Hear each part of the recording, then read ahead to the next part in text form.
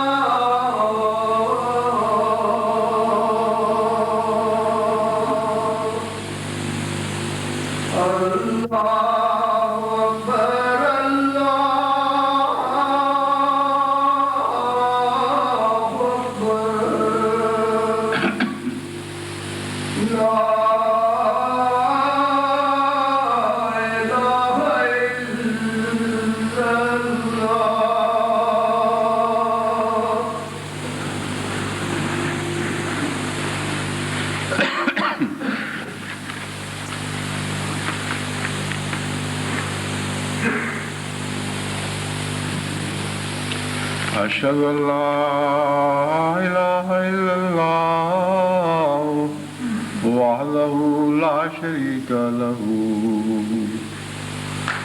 وأشهد أن محمدا عبده ورسوله.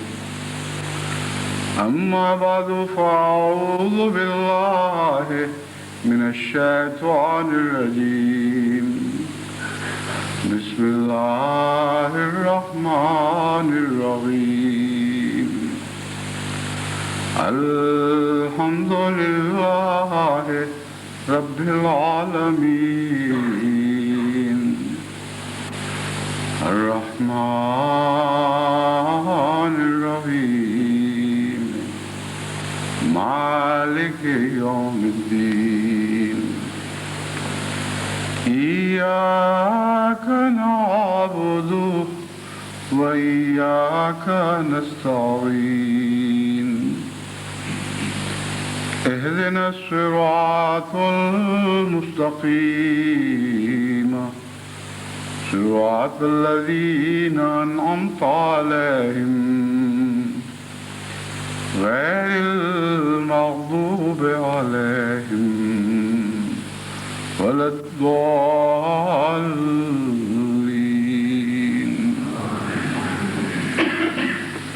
يا أيها الناس إنا خلقناكم من ذكر وأنثى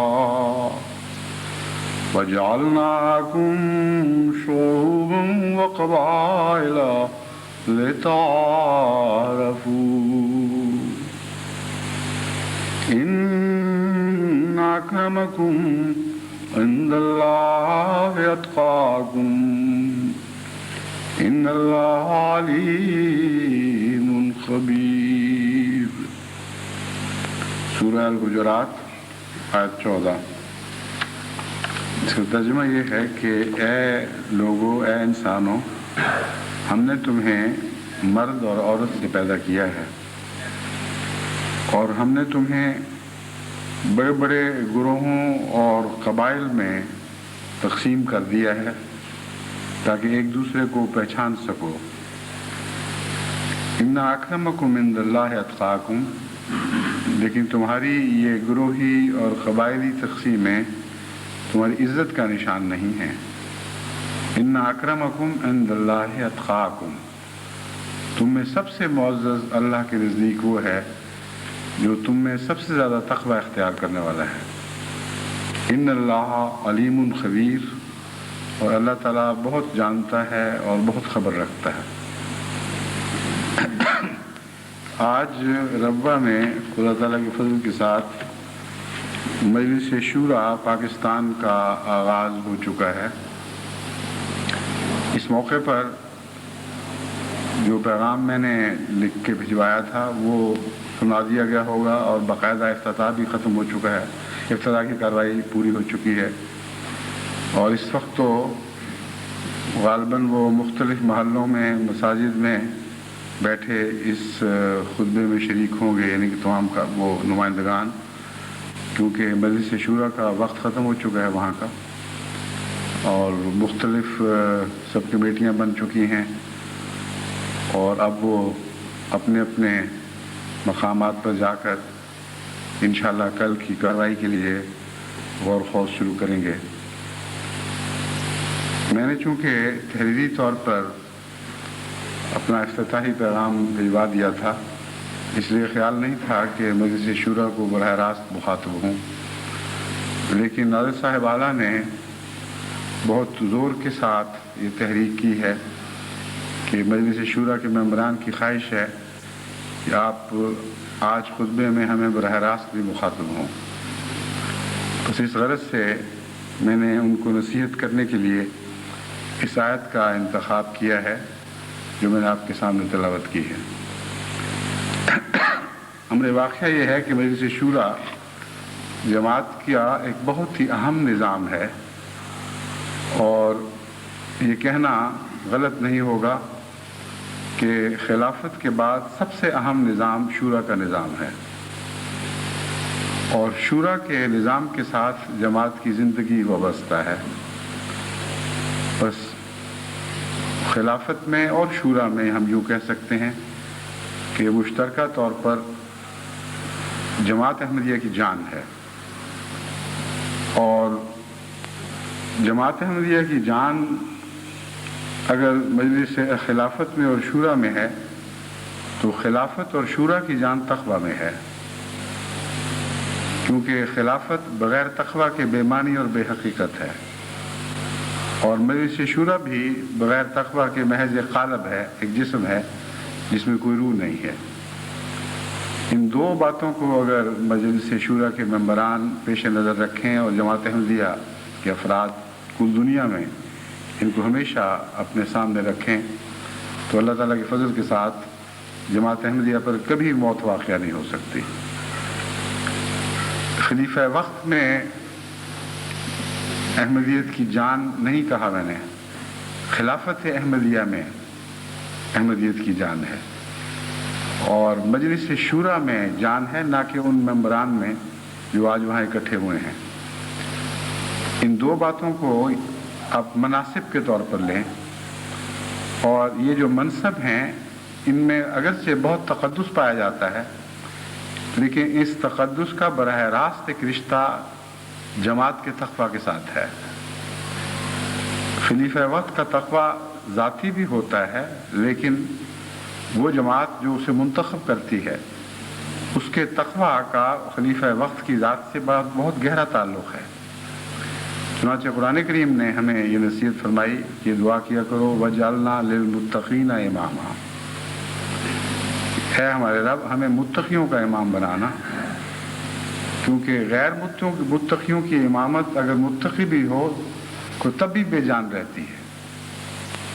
کیونکہ جس جسم سے دماغ نے یا دل نے کام لینا ہو اس جسم میں بھی تو صلاحیت ہونی چاہیے، اور جسم کی صلاحیت دماغ اور دل دونوں پر اثر انداز ہو رہی ہوتی ہے۔ اگر جماعت تقویٰ سے عاری ہو تو خلافت اپنی ذات میں اکیلی لمبا عرصہ تقویٰ کی باریک راہوں پر نہیں چل سکتی، کیونکہ غیر متقیوں سے جب واسطے پڑتے ہیں تو لیڈرشپ برباد ہو جایا کرتی ہے۔ یہ ہو ہی نہیں سکتا کہ جماعت غیر متقی ہو اور خلافت کے تقویٰ کی لمبے عرصے تک حفاظت کی جا سکتی ہو۔ ایک عرصے تک تو ہو سکتی ہے انفرادی طور پر، لیکن تقویٰ کی حفاظت خلافت کے نظام میں نہیں ہو سکتی، کیونکہ خلافت ایک شخص کا نام نہیں ہے بلکہ خلافت ایک نظام ہے۔ بس جب میں کہتا ہوں خلافت میں تقویٰ کی حفاظت نہیں ہو سکتی تو مراد یہ ہے کہ خلیفہ خواہ متقی ہی رہے، مگر وہ نظام جو جماعت کے تقویٰ کا آئینہ دار ہے، وہ نظام خلافت ہے، وہ گندا ہو جائے گا اور اس کے نتیجے میں جماعت کی صحت پر بہت برا اثر پڑے گا۔ یہی حال مجلس شورا کا ہے۔ بس اس مضمون کو مزید کھول کر آپ کے سامنے رکھنے کے لیے میں نے اس آیت کریمہ کا سہارا لیا ہے، ان اکرمکم عند اللہ اتقاکم۔ مناصب کا ایک تعلق عزت سے بھی ہوا کرتا ہے، لیکن قرآن کریم نے جو عزت کا نظریہ پیش فرمایا ہے اس کو مناصب میں نہیں رکھا عزت کو، بلکہ تقویٰ میں رکھ دیا ہے۔ یعنی منصب تب تک عزت کے لائق ہے جب تک وہ تقویٰ کے نور سے بھرا ہوا ہو۔ منصب جب تقویٰ سے خالی ہو جائے تو عزت سے خالی ہو جاتا ہے۔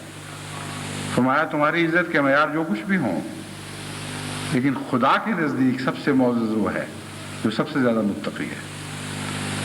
اور اس مضمون میں ایک یہ بات بھی بیان فرما دی کہ وہ لوگ جو مناصب پر فائز نہیں ہوتے وہ بھی کسی گھاٹے میں نہیں ہیں۔ مناصب کے نتیجے میں انسان کو خدمت کا زیادہ موقع ملتا ہے، لیکن خدا کے ہاں عزت کا مقام پانے کے لیے منصب ضروری نہیں، تقویٰ ضروری ہے۔ بس اگر منصب تقویٰ سے خالی ہوگا تو اللہ کے ہاں وہ منصب عزت سے خالی ہو جائے گا۔ اگر منصب تقویٰ سے بھرا ہوا ہوگا تو وہ منصب بھی عزت کے لائق، اور وہ تمام افراد جماعت جو اپنی اپنی جگہ بغیر مناصب کے صاحب تقویٰ ہیں وہ بھی خدا کے حضور عزت کا مقام پائیں گے۔ یہ نکتہ اس لیے بہت غور سے سننا اور سمجھنا چاہیے کہ اس کو نہ سمجھنے کے نتیجے میں ہمارے انتخابی نظام میں فتور واقع ہو جاتا ہے۔ جب مجلس شورا کے ممبروں کا انتخاب ہوتا ہے، جب عہدیداروں کا انتخاب ہوتا ہے، اس وقت اگر اس مرکزی دائمی زندگی کے نقطے پر نظر نہ ہو تو اس کے بد اثرات انتخاب پر ضرور وارد ہوتے ہیں، اور ضرور انتخابات کی کیفیت گندی ہو جاتی ہے، اور ضروری نہیں کہ اس کے نتیجے میں جو شخص چنا جائے وہ بھی غیر متقی ہو، یہ لازم ملزوم نہیں ہے۔ بعض دفعہ اتفاق سے ایک متقی شخص نمایاں طور پر جماعت میں ابھر رہا ہوتا ہے اور وہ صاحب منصب دیگر لحاظ سے بھی ہوتا ہے، وہ انتخاب کے نتیجے میں آگے آ جاتا ہے۔ لیکن یہ رجحان اپنی ذات میں بہت ہی خطرناک ہے کہ انتخاب کے وقت دیگر دنیاوی مناصب کو برنظر ہو اور تقویٰ سے بے نیاز ہو کر کوئی جماعت انتخاب کرے۔ اس سلسلے میں سب سے اہم بات جو میں آپ کو سمجھا سکتا ہوں وہ یہ ہے کہ اللہ کی پسند کے مطابق اگر آپ کی پسند رہی تو آپ کی پسند اچھی ہے، اور اس پسند کے نتائج ہمیشہ اچھے نکلیں گے۔ اللہ کی پسند سے آپ کی پسند مختلف ہو گئی اور بیچ میں فاصلے پڑ گئے تو آپ کی پسند کی کوئی بھی حیثیت باقی نہیں رہے گی۔ بس اللہ تعالیٰ نے تقویٰ کا مضمون اس طرح سمجھایا کہ ان اکرمکم عند اللہ اتقاکم، اللہ کی پسند تو تقویٰ ہے، اللہ کو تو وہی معزز دکھائی دیتا ہے جو صاحب تقوی ہو. اگر تمہارے ہاں عزتوں کے معیار بدل گئے ہیں تو وہ معیار بگڑ چکے ہیں، ان کی کوئی حقیقت نہیں. بس اگر جماعت کو انتخاب کے وقت صاحب تقوی ہی معزز دکھائی دیتا ہو تو یہ وہ جماعت ہے جو کبھی مر نہیں سکتی. اگر انتخاب کے وقت صاحب تقوی معزز دکھائی نہ دیتا ہو بلکہ اپنا رشتہ دار معزز دکھائی دیتا ہو، اپنے گروہ کا لیڈر معزز دکھائی دیتا ہو، کسی قوم سے تعلق رکھنے والا معزز دکھائی دیتا ہو، کوئی بڑا زمیندار صاحب اثر معزز دکھائی دیتا ہو، کوئی صاحب دولت امیر انسان معزز دکھائی دیتا ہو، تو ایسے انتخاب خدا کی نگاہ کے انتخاب نہیں ہیں. اسی لیے خلافت سے پہلے لازم ہے کہ نبوت ہو. نبوت کے بغیر خلافت کا وجود ممکن ہی نہیں، نہ خلافت دنیا میں قائم کی جا سکتی ہے، کیونکہ نبوت ہی ایک منصب ہے جو براہ راست خدا تعالیٰ کی طرف سے براہ راست خدا تعالیٰ کی طرف سے قیام میں لایا جاتا ہے، اور اس پر ایک ایسا شخص فائز فرمایا جاتا ہے جو خدا کی نظر میں سب سے معزز ہو، اور وہ صاحب تقوی ہے. بس جب تک بگڑے ہوئے نظام پر خدا کا نمائندہ پہلے مقرر نہ کیا جائے، انتخابی اداروں میں یا انتخابی نظام میں تقوی داخل ہی نہیں ہو سکتا. یہ ایک ایسی حقیقت ہے جسے دنیا میں کوئی تبدیل نہیں کر سکتا. سارا عالم اسلام مل کر زور لگا لے اور خلیفہ بنا کے دکھا دے، وہ نہیں بنا سکتا، کیونکہ خلافت کا تعلق خدا کی پسند سے ہے، اور خدا کی پسند خود انگلی رکھتی ہے اس شخص پر جسے وہ صاحب تقوی سمجھتا ہے، اور اس کے بعد پھر وہ متقیوں کا ایک گروہ اپنے گرد پیدا کرتا ہے. وہ دہی کے قطرے کی طرح دودھ میں جاگ بن جاتا ہے، اور جو کچھ اس کے ارد گرد اکٹھا جو بھی لوگ اس کے ارد گرد اکٹھے ہوتے ہیں وہ نبی کے تقوی سے تقوی پا کر متقی ہونے شروع ہو جاتے ہیں. پھر ان کا انتخاب خدا کا انتخاب کہلاتا ہے. اگر وہ متقی نہ ہوں تو ان کا انتخاب خدا کا انتخاب کہلا ہی نہیں سکتا. اور جماعت احمدیہ جب کہتی ہے کہ خلیفہ خدا بناتا ہے تو ان معنوں میں خدا بناتا ہے. بس خلافت کے ساتھ جماعت کے تقوی کا بہت گہرا تعلق ہے. اگر جماعت متقی ہوگی تو اس کا انتخاب خدا کا انتخاب ہوگا، اس کی نظر ہمیشہ تقوی پر پڑے گی، اور اس کی عزتوں کا معیار تقوی رہے گا. یہ بات خلافت سے اتر کر درجہ بدرجہ جماعت کے ہر عہدے پر چسپاں ہوتی ہے جس کا انتخاب کیا جاتا ہے. اب مجلس شورا کی طرف میں واپس آتا ہوں. مجلس شورا کے نمائندوں کا انتخاب اگر تقوی کی بنا پر ہوا اور تقوی کی بنا پر ہوتا ہے تو وہ لوگ جو مجلس شورا میں جماعت احمدیہ کی نمائندگی کرتے ہیں ان کی نظر کسی گروہی مفاد پر نہیں ہوگی، کسی ذاتی تعلق یا ذاتی عناد پر نہیں ہوگی. ان کے فیصلے خالصتاً للہ ہوں گے. ان کی نظر ہمیشہ اللہ کی رضا پر رہے گی. وہ یہ سوچیں گے کہ ہمارا خدا ہم سے ناراض نہ ہو جائے. اسی کا نام تقوی ہے. وہ شخص جو اپنے محبوب کی محبت کھو دینے کے خوف میں زندگی بسر کرتا ہو وہی متقی ہے. بس جو ہر لحظہ یہ سوچتا ہو کہ اس بات سے تو میرا خدا ناراض نہیں ہو جائے گا، کہ اس بات سے تو میرا خدا ناراض نہیں ہو جائے گا، یہ محبت کھو دینے کا خوف ہے جو حقیقت میں تقوی کی جان ہے. بس اس پہلو سے جب وہ ایک مشوروں کے لیے اکٹھے ہوتے ہیں ان میں تان و تشنیع، ایک دوسرے پر چلاکیوں میں ہوشیاریوں میں سبقت لے جانے کا تصور، ایک دوسرے سے بہتر تقریر کرنے کا تصور، ایک دوسرے کے دلائل کو رد کرتے ہوئے ذاتی فخر کا خیال کہ یوں مارا ہم نے، ایسی دلیل دی کہ کمال کر دیا، اور ووٹ زیادہ حاصل کرنے کا تصور، یہ ساری باتیں بینش ہو جاتی ہیں اس مجلس سے جو تقوی پر مبنی ہو. ان کو دیس نکالا مل جاتا ہے۔ ایسے لوگ اکٹھے ہوتے ہیں جو جیتیں تب ان پر کوئی فرق نہیں پڑتا، ہاریں تب ان پر کوئی فرق نہیں پڑتا۔ اکیلا رہ جائے ایک شخص اور اپنی بات پر قائم ہو، اس وجہ سے اپنی بات پر قائم ہوگا کہ اس کے نزدیک خدا کو یہ بات پسند ہے۔ اس کو ذرہ بھی فرق نہیں پڑتا کہ باقی لوگوں نے اس کی تائید کی ہے یا نہیں کی، وہ پوری طرح اطمینان سے بیٹھے گا، کسی نفسیاتی مرض کا شکار نہیں ہوگا۔ بس تقویٰ انسان کی ذہنی، نفسیاتی اور قلبی حفاظت کے لیے انتہائی ضروری ہے۔ اس کے بغیر کوئی صحت بھی باقی نہیں رہتی۔ بس مجلس شورا کو منتخب کرتے وقت جن لوگوں نے منتخب کیا ان کے تقویٰ کی جھلک مجلس شورا پر میں ظاہر ہوگی، اور اگر غلطی سے کچھ غیر متقی لوگ آ گئے ہیں تو بعض دفعہ ضروری نہیں ہوا کرتا کہ منتخب کرنے والوں نے ہی غلطی کی ہو، بعض دفعہ لا علمی کے پردے بیچ میں حائل ہو جاتے ہیں۔ ایک شخص اپنے ساتھیوں کو متقی دکھائی دیتا ہے مگر خدا کے نزدیک وہ متقی نہیں ہوتا۔ بس یہ کوئی ایسی بات نہیں ہے جس کے متعلق 100% یقین کے ساتھ ہم کہہ سکتے ہوں کہ اگر متقیوں نے انتخاب کیا ہے تو وہ لازماً متقی ہوگا۔ یہ ایک احتمال رہتا ہے، لیکن جتنی بڑی تعداد متقیوں کی ہو اتنا یہ احتمال کم ہوتا چلا جاتا ہے،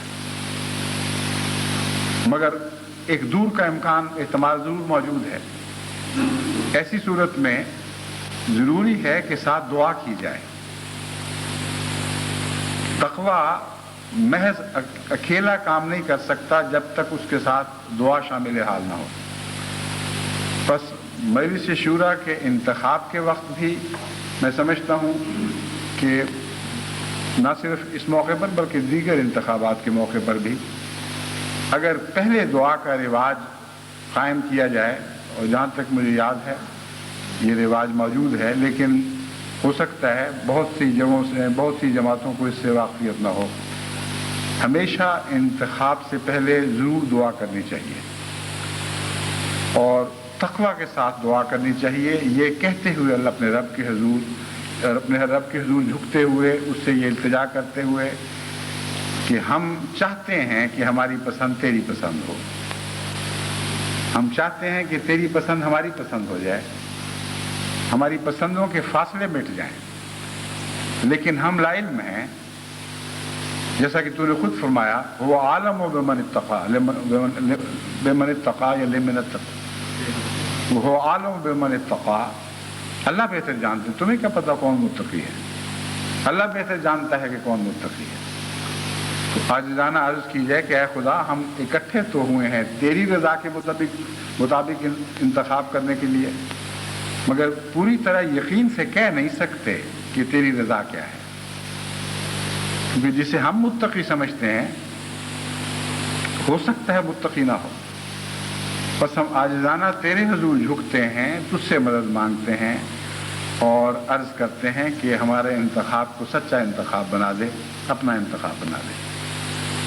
یہ وہ انتخاب ہے جو خدا کا انتخاب ہوتا ہے، اور یہ انتخاب جتنا نچلی سطحوں پر اترتا ہوا گراس روٹ لیول پہ پہنچتا ہے، اتنا ہی زیادہ عمدہ خلافت کا انتخاب ہوگا، کیونکہ ایک دفعہ تو تقویٰ کا تنزل اوپر سے نیچے کی طرف ہے، اس کی حرکت نبوت سے تقویٰ اترتا ہے اور نیچے تک تقویٰ کا رس گھلتا چلا جاتا ہے، تقویٰ کا پانی جڑوں تک پہنچ کر ان میں سرایت کر جاتا ہے، پھر ان سے جو نشو و نما اٹھتی ہے وہ مبنی بر تقویٰ ہوا کرتی ہے، اور اس جماعت کے جو نمائندگان پھر آخر پر آ کر آئندہ کبھی خلافت کا انتخاب کرتے ہیں، ان کا انتخاب بلا شبہ اللہ کا انتخاب ہوتا ہے۔ یہ معنی ہیں، ورنہ محض دعووں میں تو کوئی حقیقت نہیں۔ ہم دنیا کو کہتے رہیں کہ خلافت کا انتخاب خدا کا انتخاب ہے، ان کی سمجھ میں یہ بات آ نہیں سکتی جب تک اس طریق پر ان پر ثابت نہ کیا جائے، اور یہ ایک ایسی واضح کھلی ہوئی حقیقت ہے جو قابل فہم ہے۔ اگر نبوت سے تقویٰ نبوت کے ساتھیوں میں سرایت کر گیا ہے اور انہوں نے انتخاب کیا ہے، اور اگر اس تقوی کی حفاظت کی گئی ہے اور نسل بعد نسل یہ تقوی قائم رکھا گیا ہے، تو لازماً ہر انتخاب خدا کا انتخاب ہوگا، صرف خلافت ہی کا نہیں، امیر امارت کا انتخاب بھی خدا کا انتخاب ہوگا، صدارت کا انتخاب بھی خدا کا انتخاب ہوگا، زعامت کا انتخاب بھی خدا کا انتخاب ہوگا۔ اس ساری مجموعی صورتحال کا نام خلافت ہے، اور اس کی زندگی تقوی میں ہے۔ بس مجلس شورا کو اگر آپ نے زندہ رکھنا ہے اور قائم اور دائم رکھنا ہے تو اس کے تقوی کی حفاظت کریں، اور اس کے تقوی کی حفاظت کے لیے ضروری ہے کہ آپ اس جڑوں کی سطح پر نظر رکھیں جہاں سے تقوی کے پودے نے نشو و نما پانی ہے۔ اگر یہ جڑ رہی سب کچھ رہا ہے۔ حضرت مسیح موعود علیہ الصلوۃ والسلام کا یہ تقوی پر جو یہ شعر ہے، ہر ایک نیکی کی جڑ یہ اتقاء ہے، اگر یہ جڑ رہی سب کچھ رہا ہے۔ یہی مضمون ہے جو میں آپ پر خوب کھول کر بیان کرنا، آپ پر واضح کر دینا چاہتا ہوں۔ جہاں تک مجھے یاد ہے پہلا مصرع حضرت مسیح موعود علیہ الصلوۃ والسلام کا اپنا مصرع تھا۔ جس طرح بعض دفعہ ہوتا ہے کہ ایک شاعر ایک مصرع کہہ کر کچھ اٹک سا جاتا ہے، اس کی شان کا بین ہی اس کا ہم پلہ مصرع بعد میں اس کی ذہن میں نہیں آ رہا ہوتا،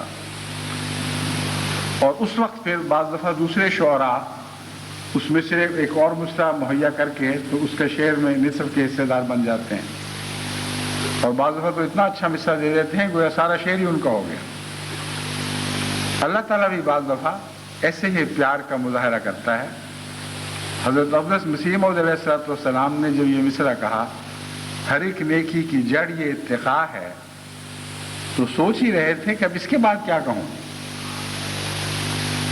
سب سے بڑی بات تو کہہ دی، ہر ایک نیکی کی جڑ یہ اتقاء ہے، پھر کیا باقی رہا؟ تب الہام ہوا اگر یہ جڑ رہی سب کچھ رہا ہے، اور کس شان کے ساتھ مضمون مکمل ہو گیا۔ جڑ تو ہے مگر اس جڑ کو باقی رکھنا تمہارا کام ہے۔ اگر اس جڑ کو باقی رکھو گے تو سب کچھ باقی رہے گا۔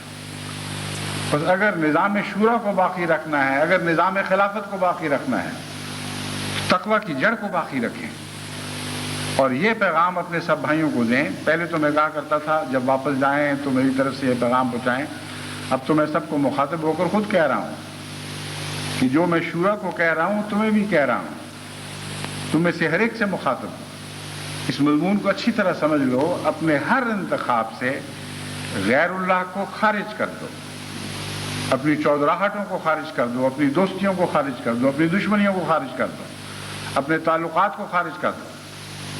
ایک ہی تعلق قائم رکھو، وہ اللہ سے تمہارا تعلق ہے۔ تقوی کو پیش نظر رکھتے ہوئے انتخاب کرو، تو میں تمہیں خوشخبری دیتا ہوں کہ قیامت تک یہ جماعت مر نہیں سکے گی، بڑھتی چلی جائے گی اور بڑھتی چلی جائے گی اور بڑھتی چلی جائے گی۔ بس مجلس شورا کی جان تقوی میں ہے، اور میں امید رکھتا ہوں کہ مجلس شورا کے انتخاب کرنے والوں نے تقوی ہی سے کام لیا ہوگا، اور اگر کوئی کمی رہ گئی ہوگی تو دعاؤں نے وہ کمی پوری کر دی ہوگی۔ بس آئندہ بھی دنیا بھر میں جہاں بھی جماعت اس پیغام کو سن رہی ہے وہ یاد رکھیں، اپنے ہر انتخاب کا آغاز دعا سے کیا کریں، اور دعا میں یہ بات خصوصیت سے پیش نظر رکھیں کہ ہم خدا کی پسند کا انتخاب کرنا چاہتے ہیں۔ اس واضح پیغام کے ساتھ جو انسان اپنے نفس کو دیتا ہے، انسان کی سوچ میں نمایاں تبدیلی پیدا ہو جاتی ہے۔ جانے سے پہلے انسان سوچ رہا ہوتا ہے کہ فلاں بھی میرا دوست ہے، فلاں بھی ہے، فلاں نے غالباً فلاں کو صدر بنانے کی کوشش کرنی ہے، اور وہ اچھا آدمی نہیں ہے، ہم سمجھتے ہیں فلاں اچھا ہوگا۔ تقوی کے لباس پہنائے ہوتے ہیں اپنی نیتوں کو، مگر بعض دفعہ بودھے اور گندے لباس ہوتے ہیں، نام تقوی کا لباس ہوتا ہے۔ اس قسم کی سوچ کر لوگ انتخابات میں پہنچا کرتے ہیں۔ وہاں جب دعا شروع ہو تو ایک دم انسان اپنے آپ کو یاد کرائے کہ میری پسند کی کیا حیثیت ہے، کچھ بھی نہیں، نہ میری پسند کی نہ اس کی پسند کی، جس کی رضا کی خاطر ہم اکٹھے ہوئے ہیں۔ اے خدا، مجھے تو اپنی پسند عطا فرما دے۔ میری آنکھوں کا ٹیڑھاپن دور کر دے. میری آنکھوں پر اگر کوئی پردے حائل ہیں تعصب کے یا کسی تعلق کے، ان پردوں کو کاٹ کے الگ پھینک دے. مجھے اپنی رضا دکھا، اپنی رضا کی راہیں دکھا، اسی کو ووٹ دینے کی توفیق عطا فرما جو تیرے نزدیک متقی اور تیرے نزدیک سب سے معزز ہے. یہ دعا کرتے ہوئے جو جماعت اپنے انتخاب کرتی ہے، مجھے یقین ہے، ایک ذرہ بھی شک نہیں کہ اللہ تعالیٰ اس انتخاب کی حفاظت فرمائے گا، اور ہر ایسا انتخاب جو ان دعاؤں کے ساتھ اور تقوی کی کوشش کے ساتھ کیا جائے گا، بفضل ہی تعالیٰ وہ اللہ ہی کا انتخاب ہوگا. اس ضمن میں ایک اور اہم بات جو میں آپ کے سامنے رکھنا چاہتا ہوں، یعنی مجلس شورا ہی کہ نہیں بلکہ تمام دنیا کے احمدیوں کے سامنے، کہ تقوی کی اپنی بھی جان کسی قالب میں تو ہے نا. وہ ہے کیا؟ تقوی کی جان عبادتوں میں ہے. وہ قوم جو عبادت سے خالی ہو جائے وہ تقوی سے خالی ہو جایا کرتی ہے. قرآن کریم نے نماز کے متعلق فرمایا ان الصلاۃ تنہی عن الفحشاء والمنکر والبغی. وہ تمام چیزیں جن میں ملوث ہونے کے نتیجے میں اللہ کی رضا ہاتھ سے جاتی ہے وہ بیان فرمانی، اور فرمایا نماز ان کی حفاظت کرتی ہے. بس تقوی کی اپنی جان عبادت میں ہے. اسی لیے عبادت کے اوپر میں غیر معمولی زور دینے کی کوشش کر رہا ہوں، لیکن لفظ غیر معمولی محض محاورہ ہے. عبادت پر غیر معمولی زور دیا ہی نہیں جا سکتا. ہر زور جو ہے وہ دے لیں تب بھی وہ معمولی دکھائی دے گا، کیونکہ عبادت میں تو سب کچھ ہے، اس کے سوا کچھ بھی باقی نہیں. ہاں، حضرت صلی اللہ علیہ وآلہ وسلم کی خدمت میں ایک شخص حاضر ہوا اور اس نے اپنی بہت سی مجبوریاں پیش کی، اور ان مجبوریوں کے نتیجے میں اس نے کہا میں گڈریا ہوں، میرے کپڑے کئی دفعہ جانوروں کے پیشاب میں لت پت ہو جاتے ہیں، کئی دفعہ اور کئی پہلوؤں سے گندے ہو جاتے ہیں، مصروفیتیں ہیں وغیرہ وغیرہ. اتنی لمبی تقریر کے بعد پوچھا یہ کہ کیا مجھے ان حالتوں میں نماز سے رخصت مل سکتی ہے؟ تو حضرت صلی اللہ علیہ وسلم نے فرمایا نماز نہیں تو پھر رہا کیا؟ کچھ بھی نہیں. جب عبادت ہی نہیں تو پھر دین کیسا؟ بس عبادت تو کسی صورت میں ٹل نہیں سکتی. عبادت کو اچھا کرنے کے لیے آپ کو اچھا بننا پڑتا ہے، لیکن اگر اچھا نہ بھی بن سکیں تب بھی عبادت لازم ہے، وہ تو کسی حالت میں نہیں ٹلے گی. بس عبادتوں کو قائم کریں. اس پہلو سے مجھے میں ایک بات آپ کے سامنے رکھنا چاہتا ہوں، خوشی کی خبر جس سے مجھے بہت خوشی پہنچی، ساری جماعت کو بھی اس میں شامل ہونا چاہیے. میں نے یہ اپنے خطبہ الوداعی خطبہ میں، جمعۃ الوداع میں، یعنی یہ کہا تھا کہ مجھے ابھی سے فکر لگ رہی ہے کہ عید کے دن مسجدوں کا کیا حال ہوگا. وہ مسجدیں جو جمعۃ الوداع میں بھر گئی ہیں وہ کہیں عید والے دن نمازیوں کو تلاش نہ کریں اور ان پر بے رونقی نہ آ جائے کہ لوگ سارے اپنی عبادتیں جمعہ والے دن جمعۃ الوداع کے ساتھ ہی ودا کر بیٹھے ہوں. اللہ کے فضل سے مجھے جو پہلی رپورٹ اس سلسلے میں ملی وہ ربوہ کی طرف سے تھی. وہاں تقریباً ساری رات خدام اور دوسرے انصار اور بچے منصوبے بناتے رہے. پھر صبح نماز سے کافی وقت پہلے انہوں نے گھر کی کنڈی کھٹکھٹائی، اور اس کے نتیجے میں عید والے دن اتنے نمازی اکٹھے ہوئے کہ بعض لکھنے والوں نے جو انتظام سے الگ لکھنے والے ہیں، یعنی انتظام میں شامل نہیں تھے بلکہ زائر تھے، انہوں نے لکھا کہ ہم نے آج تک کبھی ربوہ کی مساجد میں اور تمام مساجد میں صبح کے نمازی اتنی تعداد میں نہیں دیکھے جتنے عید والے دن تھے. تو آپ نے تو میری عید بنا دی یہ کہہ کر. اور باقی جماعتوں کی طرف سے بھی اسی قسم کی خوشیوں کی خبریں ملی ہیں، لیکن اس عید کو دائمی کریں تو مزہ ہے. عارضی عیدوں کا کیا فائدہ جو اپنے پیچھے غم چھوڑ جائیں. اس لیے نماز کو چمٹ جائیں اور اس کو ایک دائمی حقیقت بنا لیں. آپ کی زندگی کا ایک ایسا جز ہو جیسے سانس ہوا کرتے ہیں. سانسوں کے بغیر انسان رہ نہیں سکتا، اسی طرح عبادت کے بغیر بھی حقیقت میں کسی انسان کی یا قوم کی روحانی زندگی قائم نہیں رہ سکتی۔ بس وہ عبادت، ایک تو باہر سے کنڈی کھٹکھٹانے والے ہیں جو اس دن آپ نے مہیا کیے، یہ کنڈی کھٹکھٹانے والے مستقل مزاجی سے کنڈیاں نہیں کھٹکھٹا سکتے۔ مجھے لمبا تجربہ ہے انتظاموں کا، خدام الانبیاء کی مختلف سطح پر میں نے کام کیے ہوئے ہیں اور مختلف تنظیموں میں کام کیے ہوئے ہیں۔ کچھ عرصہ تک لوگ جوش دکھاتے ہیں، کنڈیاں کھٹکا دیتے ہیں، اور کچھ دیر کے بعد پھر وہ آہستہ آہستہ تھک کر رہ جاتے ہیں، اور وہ لوگ جن کو بار بار سہارا دے کر آگے لے جانے کی عادت پڑ گئی ہو، جب سہارا نہیں رہتا تو وہ پیچھے رہ جاتے ہیں۔ اس لیے یہ کوئی دائمی علاج نہیں ہے، ایک دن کی خوشی تو ہے، لیکن کوئی ایسی خوشی نہیں جو ہمیشگی کی خوشی بن چکی ہو۔ اس کا ایک ہی علاج ہے کہ ہر نفس کے اندر سے کنڈی کھٹکھٹانے والا پیدا ہو جائے، اس سے بہتر کوئی کنڈی کھٹکھٹانے والا نہیں، جو ضمیر میں سے جاگ اٹھے اور بے چین کر دے انسان کو۔ جب تک وہ زندہ رہے، جب تک وہ سانس لیتا رہے، وہ ضمیر کا کنڈی کھٹکھٹانے والا ضرور کنڈی کھٹکھٹاتا رہے گا، وہ کبھی نہیں تھکا کرتا، بلکہ وقت کے گزرنے کے ساتھ وہ زیادہ طاقتور ہو کر ابھرتا ہے۔ اور یہ ہے وہ نفسیاتی حقیقت جسے قومیں اگر پیش نظر رکھیں تو جینے کا راز بھی مل جائے گا اور مرنے کا راز بھی مل جائے گا، کیونکہ یہ کنڈی کھٹکھٹانے والا بدی کے لیے بھی کھٹکھٹاتا ہے اور نیکی کے لیے بھی کھٹکھٹاتا ہے۔ جتنا آپ اس کو بدی کا چسکا ڈالیں اتنا ہی قوت اور زور کے ساتھ وہ بدی کی کنڈیاں کھٹکھٹاتا ہے۔ جن کو راتوں کو اٹھ کر گناہ کرنے کی عادت ہے، ان کا یہ کنڈی بردار، کنڈی کھٹکھٹانے والا راتوں کو ان کو جگاتا ہے، چین نہیں لینے دیتا جب تک وہ اپنے گناہوں کی تمناؤں کو پورا نہ کر لیں۔ اور بعض نیکیوں کا کنڈی کھٹکھٹانے والا ایک نیکیوں کا کنڈی کھٹکھٹانے والا بھی ہوا کرتا ہے، جو اللہ تعالیٰ کی طرف سے ہر دفعہ کنڈی کھٹکھٹا کر نئی طاقت پاتا ہے، نیا عزم اور نیا ولولہ اس میں پیدا ہو جاتا ہے، اس کے کھٹکھٹانے میں زیادہ شوقت پیدا ہو جاتی ہے اور وہ تھکتا کبھی نہیں۔ بس اپنے ضمیر کے کنڈی کھٹکھٹانے والوں کو جگائیں، اور ہر وہ شخص جو میری بات کو سن رہا ہے وہ اپنے ضمیر میں اس جگانے والے کو تلاش کرے۔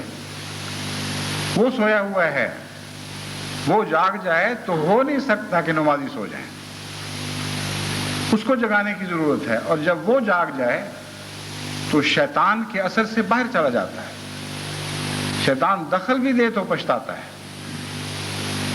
ایک بزرگ کے متعلق یہ روایت آتی ہے کہ بہت نمازی تھے، نمازوں سے بہت شغف تھا۔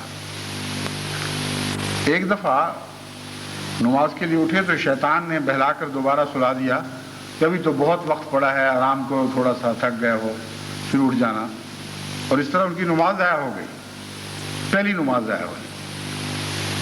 اتنا صدمہ ان کو پہنچا، اتنا صدمہ پہنچا کہ سارا دن روتے اور چیختے گزر گیا، اللہ تعالیٰ سے معافیاں مانگتے۔ دوسرے دن جب سوئے ہیں تو نماز سے پہلے کسی جگانے والے نے ان کو جگایا، اٹھو نماز پڑھو۔ اس نے کہا ہاں میں اٹھتا ہوں، لیکن تم ہو کون؟ اس نے کہا میں شیطان ہوں۔ شیطان نماز کے لیے جگانے کے لیے آیا ہے؟ اس نے کہا ہاں کل مجھ سے بڑی غلطی ہوئی تھی، کل جو میں تمہیں سلا دیا اور تم اتنا پچھتائے ہو، اتنا روئے ہو کہ خدا تم سے اتنا راضی ہوا کہ کسی نماز پڑھنے والے سے ایسا راضی نہیں ہوا ہوگا، تو میں تو خدا کی ناراضگی دینے کے لیے آتا ہوں، میں کیا غلطی کر بیٹھا، اب میں تمہیں جگانے کے لیے آیا ہوں، کہیں دوبارہ خدا تم سے اتنا راضی نہ ہو جائے۔ اب یہ ایک حکایت کہہ لیں یا کسی شخص کی سوچی ہوئی ایک ایسی تدبیر ہے جس سے نمازوں کی طرف توجہ دلانے کا طریقہ اختیار کیا گیا ہے، لیکن امر واقعہ یہ ہے کہ اس کے اندر حقیقت ہے۔ وہ شخص جس کا ضمیر نماز میں اٹک چکا ہو، نمازی بن چکا ہو، اس سے جب بھی نماز میں غفلت ہوتی ہے اس کو شدید کچوکے ملتے ہیں، اور اتنی تکلیف ہوتی ہے کہ اس تکلیف کے نتیجے میں گناہ کی بجائے اس کو ثواب ملتے ہیں، اور اگلی نمازوں کے لیے مزید طاقت نصیب ہوتی ہے۔ حضرت صلی اللہ علیہ وآلہ وسلم نے کتنی ہی بار جہاد میں غزوات میں حصہ لیا اور بڑے بڑے دکھ اٹھائے، بڑی تکلیفیں اٹھائیں، کسی تکلیف کا کسی دکھ کا کوئی شکوہ آپ کے یہاں نہیں ملتا سوائے ایک دفعہ کے جنگ احزاب کے موقع پر، جبکہ دشمن نے ایک دن اتنا مصروف رکھا کہ اپنے وقت پر نمازیں نہ پڑھی جا سکیں، اور حضرت اقدس محمد رسول اللہ صلی اللہ علیہ وسلم نے عشاء کے وقت 5 نمازیں اکٹھی پڑھائیں۔ اس وقت بڑے حسرت سے کہا لعنت ہو ان لوگوں پر جنہوں نے ہمیں نمازوں سے محروم کر دیا، یا لعنت کے لفظ بولے یا ویسے ہی تف کے کہے یا اظہار افسوس کیا، مجھے کوئی خطی طور پر یاد نہیں، لیکن یہ پتہ ہے کہ مورخ بتاتے ہیں، روایت کرنے والے بتاتے ہیں کہ بے حد دکھ کے ساتھ آپ نے ان کلمات کو ادا فرمایا، آج ہم اکٹھی نمازیں قضا پڑھنی پڑی ہیں، قضا کرنی پڑی ہیں، یعنی وقت سے الگ پڑھنی پڑی ہیں۔ تو ایسی نمازیں جو ہیں جو اس دکھ کے ساتھ قضا کی جاتی ہیں، اس میں قطعاً کوئی شک نہیں کہ ان کا ثواب ان نمازوں سے بہت زیادہ ہے جن کو انسان رسمی طور پر ادا کرتا ہے، جن کے ہونے نہ ہونے سے اس کے اوپر کوئی فرق نہیں پڑتا۔ کوئی نماز کھوئی گئی تبھی بھی کوئی تکلیف نہیں، پڑھی گئی تو خاص لذت کے ساتھ نہیں پڑھی گئی۔ بس ہر نمازی کو جب تک خود نماز کے ساتھ تعلق قائم نہ ہو جائے اس وقت تک حقیقت میں ہم نمازوں کو قائم نہیں کر سکتے۔ اور جو شخص اپنے ضمیر کے تعلق سے کے نتیجے میں، یعنی جس کے ضمیر کو نماز سے ایک ہمیشہ کی وابستگی ہو جائے، جو اس کے نتیجے میں نمازیں پڑھتا ہے، اس کے تقویٰ کی اللہ حفاظت فرماتا ہے۔ وہ ہے جو حقیقت میں خدا کی نظر میں متقی بنتا چلا جاتا ہے، کیونکہ ہر عبادت کے بعد اسے خدا کی طرف سے تقویت نصیب ہوتی ہے اور اس کا تقویٰ آسمان سے اترتا ہے۔ بس میں تمام دنیا کی جماعتوں کو نصیحت کرتا ہوں کہ اپنے تقویٰ کی حفاظت کریں، اور تقویٰ کی حفاظت کرنی ہے تو عبادتوں کی حفاظت کریں، اور پھر جب آپ دنیا میں کوئی بھی انتخاب کریں گے، خواہ وہ مجلس شورا کا ہو یا عہدیداران کا ہو، وہ انتخاب اللہ تعالیٰ کی رضا یافتہ ہوگا۔ اس ضمن میں اب مختصراً میں آپ کو یہاں کی عید کا بھی ایک قصہ سناتا ہوں۔ یہاں بھی جو عید منائی گئی وہ ایک غیر معمولی عید تھی، اس لحاظ سے کہ دنیا میں کہیں عید کی نماز پر اتنے بوسنین اکٹھے نہیں ہوئے تھے جتنے اسلام آباد میں اکٹھے ہوئے، اور غیر معمولی ایک روحانی لذت کا نظارہ تھا جب مختلف علاقوں سے بوسنین بسوں سے آئے ہوئے بسوں سے اترتے تھے، ایک دوسرے کی طرف بڑھتے تھے، ایک دوسرے سے ملتے تھے، جماعت احمدیہ کے پیار سے متاثر ہو کر ان کے چہروں کی کیفیت دیکھنے سے تعلق رکھتی تھی، اور بعض ایسے ایسے نظارے وہاں دیکھے گئے ہیں کہ جیسے جنہوں نے دیکھا ہے ان کی روحیں ہمیشہ کے لیے ان سے متاثر ہو گئیں۔ ایک بس سے ایک ماں اتری جس کا بچہ بوسنیا میں کھویا گیا تھا اور وہ سمجھ رہی تھی کہ وہ مر چکا ہے، اور ایک دوسری بس سے وہی بچہ جو اس کے نزدیک کھویا گیا تھا وہ اتر رہا تھا۔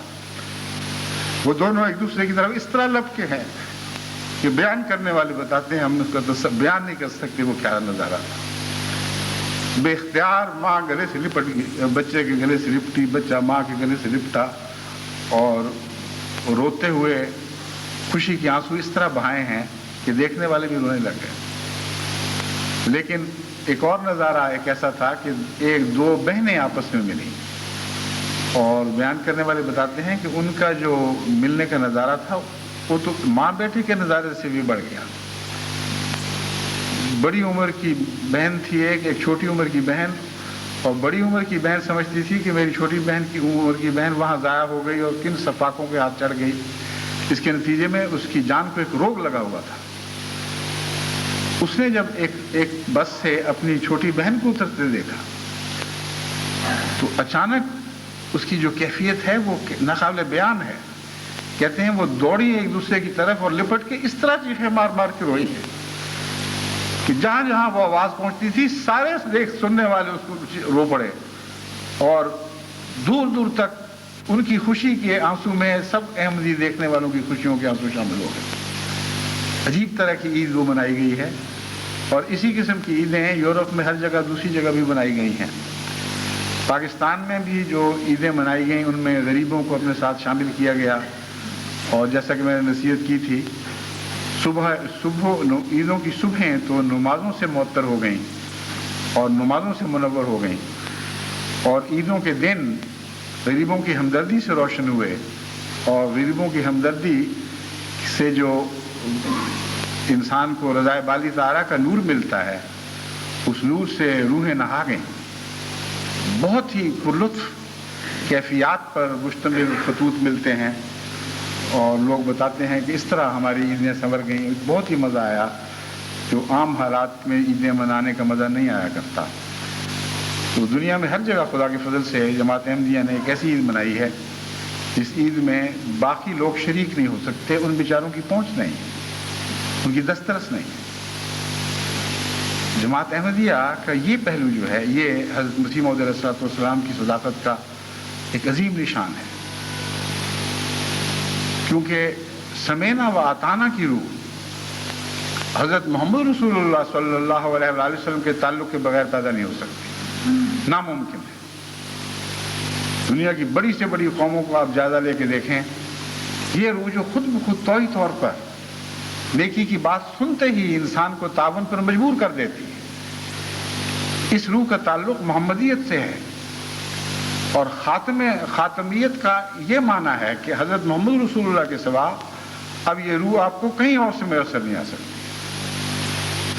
بس اگر حضرت مسیح موعود علیہ السلام محمد رسول اللہ کے سچے اور کامل غلام نہ ہوتے تو ناممکن تھا کہ آپ کی جماعت کو یہ روح ایسی ملتی کہ دنیا کے پردے پر کوئی اور دنیا کی جماعت یہ دعویٰ بھی نہیں کر سکتی کہ ہم جماعت احمدیہ کے ساتھ اطاعت میں اور خدا کی رضا کی خاطر اطاعت میں کوئی مماثلت بھی رکھتے ہیں۔ کروڑوں اربوں مسلمان دنیا میں موجود ہیں، عیسائی موجود ہیں، ہندو، سکھ، ہر قسم کے لوگ موجود ہیں، مگر آپ نگاہ ڈال کر دیکھ لیں، آپ کو یہ روح اطاعت جیسی جماعت احمدیہ میں ہے، اور یہ نیکی کی خاطر جھک جانے کی صلاحیت جو جماعت احمدیہ میں ہے، اور کہیں دکھائی نہیں دے گی۔ ایک آواز پر ساری دنیا میں دلوں میں ہیجان پیدا ہو جاتا ہے، اور انسان پورے روح اور جذبے کے ساتھ دوڑتا ہوا اس آواز پر لبیک کہتا ہوا چلا آتا ہے۔ بس ایک حج تو وہ ہوتی ہے جو سال میں ایک دفعہ حج سکھانے کے لیے آتی ہے، اور ایک حج وہ ہے جب کل عالم میں مسلمان اللہم سمینا و اطعنا کہتے ہوئے، لبیک کہتے ہوئے نیکیوں کی طرف دوڑتے ہیں۔ یہ وہ حج ہے جو ایک دائمی حج ہے جس کی حالت میں مومن زندگی بسر کرتا ہے۔ آج اللہ کے فضل سے جماعت احمدیہ کو یہ حج نصیب ہے، اور ایسا نیکیوں پر لبیک کہتا ہوا آپ نے دنیا میں کسی اور کو نہیں دیکھا ہوگا۔ چندوں کی تحریک کرو تو عورتیں زیور اتار کے پھینکنے لگتی ہیں، لوگ قرضے لے لے کر چندے دیتے ہیں اپنی اس امید پر کہ خدا رزق بڑھائے گا، توقع سے بڑھ کر چندے، حیثیت سے بڑھ کر چندے دیتے، اور پھر اللہ کی حیرت انگیز تائید کے نشان دیکھتے ہیں۔ ادھر ایک وعدہ کیا اور جانتے ہیں کہ نہیں، لیکن سابقہ تجربہ یہ بتاتا ہے کہ وعدہ اتنے خلوص سے کیا جاتا تھا کہ خدا خود سامان کر دیتا تھا، اور ادھر واقعتاً پھر دوبارہ وعدہ پورا کرنے کے سامان غائب سے ہو جاتے ہیں۔ بس یہ جماعت متقیوں کی جماعت ہے۔ میں پہلے مضمون کے ساتھ اس کو باندھ کر یہ بتانا چاہتا ہوں کہ جب میں تاکید کرتا ہوں کہ دیکھو تقویٰ کرو تقویٰ کرو، تو مراد یہ نہیں ہے کہ میں آپ کو تقویٰ سے خالی دیکھتا ہوں۔ اگر تقویٰ سے خالی دیکھتا تو یہ باتیں مجھے دکھائی نہ دیتی جو میں آپ بیان کر رہا ہوں، لیکن میں بعض خطرات کے مقام ضرور دیکھتا ہوں۔ پہلے کا کمایا ہوا تقویٰ ہے جو سہارا دے رہا ہوتا ہے۔ اعلیٰ روایات ہیں متقیوں کی جو آپ کے جماعتی وجود کا حصہ بنی بیٹھی ہیں۔ اگر خود تقویٰ نہ کمایا تو اس کمائی پر لمبی زیادہ عرصہ گزارا نہیں ہوگا۔ اب ہیں تو متقیوں کی جماعت، لیکن اپنے باپوں کا تقویٰ نہ کھائیں، اپنے لیے تقویٰ پیدا کریں اور اپنے اولاد کے لیے تقویٰ چھوڑ کر جائیں۔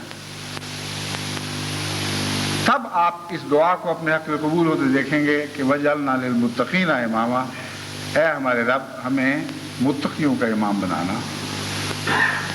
اب آخر پر ایک بظاہر ایک بے تعلق سی بات ہے، لیکن اس میں بھی ایک نیکی کا پیغام دینا مقصود ہے۔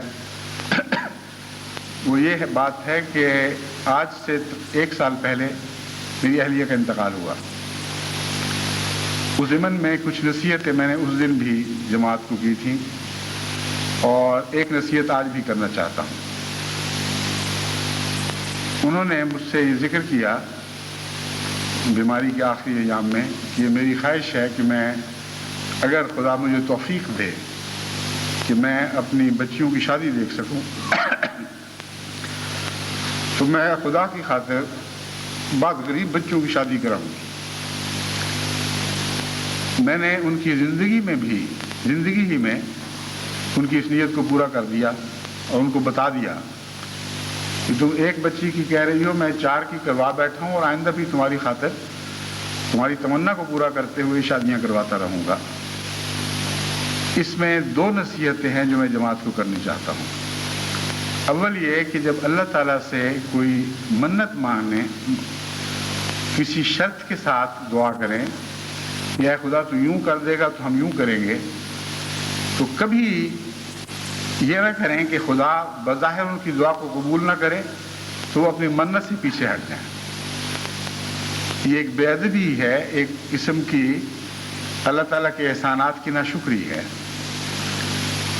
اللہ تعالیٰ نے بچپن سے مجھے یہ گر سمجھائے رکھا ہے کہ جب بھی منت مانگو، اگر تمہیں بظاہر خدا اس دعا کو قبول کرتا ہوا نہ بھی دکھائی دے، تب بھی اس منت کو ضرور پورا کر دو۔ یہ خدا سے حسن خلق میں آگے بڑھنے والی بات نہیں، حقیقت میں خدا کے پیچھے چلنے والی بات ہے۔ کیونکہ جو لوگ دعا کی حقیقت سمجھتے ہیں وہ جانتے ہیں کہ بظاہر دعائیں جو نامقبول ہوتی ہیں خدا بھولتا نہیں ہے۔ کسی حکمت کے پیش نظر بندے کی دعا قبول نہیں بھی فرماتا تو بعد میں 100 طرح سے اس دعا کے بدلے اور چیزیں قبول فرماتا چلا جاتا ہے، اور احسانات کا سلسلہ ترک نہیں فرماتا۔ اور بعض دفعہ کچھ عرصے کے بعد انسان کو محسوس ہوتا ہے کہ اس دعا کا اس طرح مقبول نہ ہونا بھی ایک رحمت تھی۔ اور اگر انسان باریک نظر سے اللہ تعالیٰ کے نشانات کا تتبع کرے اور ان کے تجسس میں رہے، تو اسے بارہا خدا کا غیب کا ہاتھ اس دعا کے ساتھ تعلق میں احسانات کرتا ہوا دکھائی دے گا۔ بس اس مضمون کو سمجھنے کے نتیجے میں مجھے کبھی بھی اس بات میں تردد نہیں ہوا کہ بظاہر وہ منت کی شرط پوری نہیں ہوئی، اس لیے منت پوری نہ کی جائے، بلکہ میں جانتا ہوں اچھی طرح کہ خدا نے تو وہ پورا کرنا ہی کرنا ہے، ہم نہ پیچھے رہ جائیں۔ اس لیے جو نیکی کا وعدہ اللہ سے کر لیا جائے وہ مشروط نہیں رہنا چاہیے، وہ ضرور پورا ہونا چاہیے، اور اس کے نتیجے میں اللہ پھر مزید احسان فرماتا ہے۔ بس یہ ایک تو نقطہ سمجھانا مقصود تھا کہ آپ بھی اپنی مصیبتوں میں، مشکلات میں، یا ویسے اپنی تمناؤں کی طلب میں اللہ تعالیٰ سے بعض دفعہ یہ عرض کر بیٹھتے ہیں کہ خدا یوں کر دے تو میں یوں کر دوں گا۔ اللہ وہ اس طرح نہ بھی وہ کرتا ہوا دکھائی دے، تب بھی آپ اس طرح ضرور کریں جو خدا کے حضور آپ نے عاجزانہ منت مانگی تھی، اور کہیں گے نیت کی تھی یا مشروط ایک نیکی کا وعدہ کیا تھا۔ دوسری بات یہ ہے کہ جماعت احمدیہ کو بھی یعنی بالعموم میں یہ نصیحت کرتا ہوں کہ اپنے ہاں غریب بچیوں کی شادی کروانے کو رواج دیں۔ یہ کوئی ایسا نظام نہیں ہے جس کے لیے چندے کی کوئی تحریک کر رہا ہوں، میں صرف متوجہ کر رہا ہوں کہ ہمارے معاشرے میں بہت سے غریب ایسے ہیں جن کی بچیاں شادی کی عمر کو پہنچ جاتی ہیں اور ان کے لیے کوئی شادی کے سامان نہیں ہوتے، اور ماں باپ اس غم میں گھلتے ہیں اور کٹتے چلے جاتے ہیں اور دینی غیرت کا تقاضا ہے یا اپنے عزت نفس کا تقاضا ہے، وہ لوگوں کے سامنے ہاتھ بھی نہیں پھیلا سکتے۔ خلیفہ وقت سے چونکہ بے تکلفی ہوتی ہے، بعض ان میں سے لکھ دیتے ہیں، بہت سے نہیں بھی لکھتے ہوں گے، مگر بہت سے ایسے ہیں جو بیچارے بغیر سامان کے بیٹھے ہیں، ان کو 2 سادہ جوڑے دے کر بھی بچی رخصت کرنے کی استطاعت نہیں ہے۔ اس لیے میرے ذہن میں یہ بات آئی ہے کہ جماعت کے صرف متمول دوست ہی نہیں بلکہ درمیانی حیثیت کے دوست بھی اگر یہ نیت مان لیں کہ یا ہم اپنی بچیوں کی شادی پر جو خرچ کرتے ہیں اس کا 10واں حصہ یا 5واں حصہ کسی غریب کی بچی پر خرچ کریں گے، تو وہ روپیہ جماعت کو نہ دیں، بلکہ جماعت کے نظام کو اگر وہ تلاش کرنا چاہیں تو جماعت کے نظام کو مطلع کر دیں کہ ہماری نیت ہے 1 شادی کروائیں گے اس سال، 2 کروائیں گے، 3 کروائیں گے، اور ہماری توفیق کے مطابق اندازاً اتنا خرچ ہوگا۔ تو آپ کے علم میں اگر ایسے غربا ہوں تو بصیغہ راز ہمیں مطلع کر دیں۔ اس میں راز رکھنا ضروری ہے، اس لیے بہتر ہو کہ اس نظام کو امراء اور صدران اپنے ہاتھ میں رکھیں اور پھیلائیں نہیں۔ پھر ان کے علم میں جو بھی غریب خاندان ہوں ان کا ذکر کر دیا جائے مخفی طور پر ان خواہش مند دوستوں کے سامنے، یا لکھ کر بھجوا دیا جائے، اور باقی پھر ان کو آپس میں ایک دوسرے سے تعلق استوار کرنے کا موقع دیا جائے۔ جو لوگ بالکل مخفی ہاتھ سے یہ کام کرنا چاہیں وہ ان کو رقم بھجوا سکتے ہیں، اور ان کے سامنے نہ آنا چاہیں تو نہ آئیں، اور وہ لوگ جو دکھاوے کی خاطر نہیں بلکہ اس نیکی کا لطف اٹھانے کے لیے اور اس سے مزید نیکیوں کی روح حاصل کرنے کی خاطر ان سے ذاتی تعلق قائم کر کے مخفی ہاتھ سے پھر ان کی مدد کرتے ہیں، تو یہ بھی جائز ہے۔ تو ساری دنیا میں ہمیں غریبوں کی شادیوں کی مدد کا یہ نظام جاری کر دینا چاہیے، اور کثرت سے اس کی تشہیر کرنی چاہیے آپس میں ایک دوسرے کو نصیحت کے ذریعے، اور ایسا ہو کہ کوئی بھی احمدی گھرانہ ایسا غریب نہ رہے جس کی شادی کی ضرورتوں میں اس کے بھائی شریک نہ ہوئے ہوں۔ ایک تو تحفہ دینے کا طریق ہے، وہ تو ہوتا ہی ہے، لیکن غریبوں تک بہت تھوڑے تحفے پہنچتے ہیں۔ اکثر تحفے تو اوپر کی سطح پر ہی آپس میں گھومتے رہتے ہیں۔ اس لیے جو میں نظام بیان کر رہا ہوں یہ بہت ضروری ہے۔ جہاں تک یورپ اور امریکہ کے احمدیوں کا تعلق ہے، ان کے لیے میرا مشورہ یہ ہے کہ بوسنین شادی کے قابل بچیوں کی تلاش کریں، اور یہ بڑی آسانی کے ساتھ ان کیمپوں سے پتہ چل سکتا ہے جہاں وہ رہتے ہیں، اور ہر شخص جو کسی بوسنین بچی کی شادی کی توفیق رکھتا ہو وہ اب ان سے تعلق قائم کر کے تو اپنی پیشکش کر دے۔ اس طرح ساری دنیا میں، تمام دنیا میں غربا کی شادی میں احمدی شریک ہونے، سب احمدی شریک ہو جایا کریں گے، اور جو اللہ کی رضا کی خاطر غربا کی شادیوں میں شریک ہوتے ہیں، میں آپ کو یقین دلاتا ہوں کہ ان کی شادیوں میں اللہ اور اس کے فرشتے شامل ہوا کریں گے۔ ان کی شادیوں کو، اپنی شادیوں کو برکت ملے گی، وہ شادیاں خدا کے حضور معزز لکھی جائیں گی۔ بس اللہ تعالیٰ ہمیں اس کی توفیق عطا فرمائے، اور نیکی کی جو نئی نئی راہیں اللہ ہمیں دکھاتا ہے ان پر تیزی سے اور مضبوطی کے ساتھ اور مستقل مزاجی کے ساتھ ہمیشہ آگے بڑھتے رہنے کی توفیق عطا ہوتی رہے۔ السلام علیکم ورحمۃ اللہ۔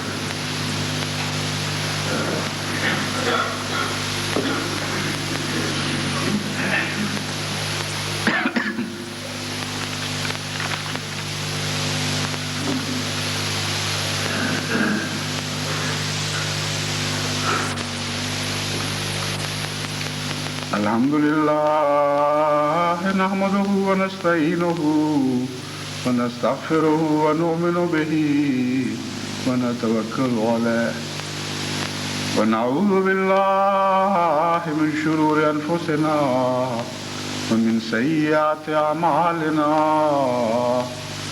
من يهده الله فلا مضل له ومن يضلله فلا هادي له ونشهد أن لا إله إلا الله وحده لا شريك له ونشهد أن محمدا عبده ورسوله عباد الله رحمكم الله إن الله يأمر بالعدل والإحسان وإيتاء ذي القربى وينهى عن الفحشاء والمنكر والبغي يعظكم لعلكم تذكرون اذكروا الله يذكركم وادعوه يستجب لكم ولذكر الله أكبر